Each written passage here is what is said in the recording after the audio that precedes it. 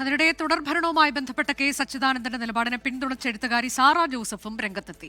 തുടർഭരണം ഏകാധിപത്യ പ്രവണതയുണ്ടാക്കും, വെള്ളാപ്പള്ളി നടേശനുള്ള സർക്കാർ പിന്തുണയെയും സാറ ജോസഫ് വിമർശിച്ചു. കേരളത്തിലെ പ്രതിപക്ഷം അത്ര നല്ല പ്രകടനം നടത്തിയതായി അഭിപ്രായമില്ലെന്നും സാറ ജോസഫ് കൂട്ടിച്ചേർത്തു. ജനാധിപത്യത്തിന്റെ നാശം ഏതാണ്ട് പൂർണ്ണമാകുന്ന ഒരവസ്ഥയിലാണ് നമ്മൾ ഉള്ളത്. തുടർഭരണം മാറണം, അത് നല്ലതാണ്. കേരളത്തെ സംബന്ധിച്ചിടത്തോളം ഏകാധിപത്യ പ്രവണത വളരെയധികം രൂക്ഷമായ ഒരു കാലഘട്ടമാണ് കടന്നുപോയത് എന്ന് നമ്മൾ കാണുന്നുണ്ട്.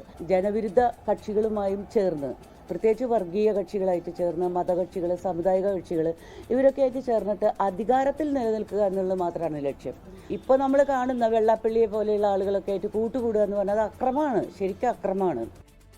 ലോകത്തെവിടെയായാലും ഏത് സമയത്തും 24 വാർത്തകളും ഓഗ്മെന്റഡ് റിയാലിറ്റി പാക്കേജുകളും എക്സ്പ്ലെയിനറുകളും വിശദമായി കാണാൻ ഞങ്ങളുടെ യൂട്യൂബ് ചാനൽ നിങ്ങൾക്ക് സബ്സ്ക്രൈബ് ചെയ്യാം.